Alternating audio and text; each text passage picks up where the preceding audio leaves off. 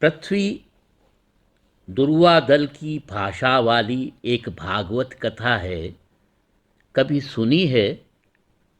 दिन के कथावाचक से ये माधवी गाथा कि वनस्पति वस्त्रा पृथ्वी एक भागवत कथा है। मेघ स्नाता अरण्यानी को देख क्या ऐसा नहीं लगता कि अभिषेक की भांति वैष्णवता अहोरात्र समस्त भूमा में संपन्न हो रही है। आखंड वर्षामय हो जाना ही भक्ति है। और इन भोजपत्रों से श्रेष्ठ कौन वैष्णव है? किसी निर्जन पगडंडी के निरीह पद चिन्ह क्या उद्धव के लौट आ जाने का स्मरण नहीं कराते? प्रति ग्रीष्म में धरा तापसी श्यामा हो जाती है और तब वृक्षों में एक एक पत्र टांकते हुए अनाम वैष्णवता के कृष्ण नेत्रों की वानस्पतिक लीला आसक्त माधवता दुर्वादल की भाषा वाली इस राधा की भागवत कथा का यह सबसे अधिक उदात्त गायत्री प्रसंग है। कभी सुनी है? दिन के कथावाचक से यह सावित्री गाथा कि वनस्पति वस्त्रा पृथ्वी एक भागवत कथा है। मैं नहीं जानता कि इन कूल शिलत्यक्ता नदियों की यात्राओं को कृष्ण प्रिया के अतिरिक्त और क्या नाम दिया जा सकता है।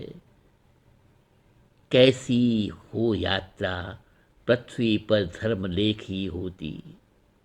मनुष्य की सृष्टि की वैश्वनरी ग्रंथ की मदी देहा गोपिकाएं नदी देहा गोपिकाएं क्षीर के लिए ही तो सागर के परम पुरुष तक जाती है। नारी देह की यह वसनहीन आकुल प्रार्थना दुर्वादल की भाषा वाली इस संकेतवती की भागवत कथा का यह सबसे अधिक समर्पण सर्वस्व प्रसंग है। कभी सुनी है? दिन के कथावाचक से यह पुराण पुरुष की प्रणय गाथा कि वनस्पति वस्त्रा पृथ्वी एक भागवत कथा है। फूल कितने फूल, फूल ही फूल, गंध का यह रासो सत्व क्या किसी संकीर्तन से कम है? वर्ण का यह मधु पर्व किसी मिथुन के विवाह संस्कार सा लगता है। पाखियों को देखो, भाषाहीन नाम के महात्मय से आकाश भर रहे हैं और आकाश एक वाद्य हो जाता है। नाम जैसे गुलाल का पलाश हो जिसे धार कर जन्म जन्मांतर कदम्ब हो जाता है। कदम्ब जहाँ एक मयूर पंख मुस्कुराते ओंठों में पतली सी धूप दबाए मिथक पुरुष हो जाता है।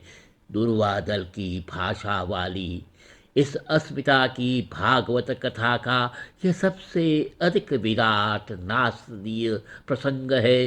कभी सुनी है? दिन के कथावाचक से यह वैश्वानर कदम्ब यात्रा कि वनस्पति वस्त्रा पृथ्वी एक भागवत कथा है। अरण्य कंठों में लटकी हवा की पखावजें बजाते किसी गौरांग के पद चिन्ह कभी अपनी बीथी बीथी की धूल में खोजे हैं।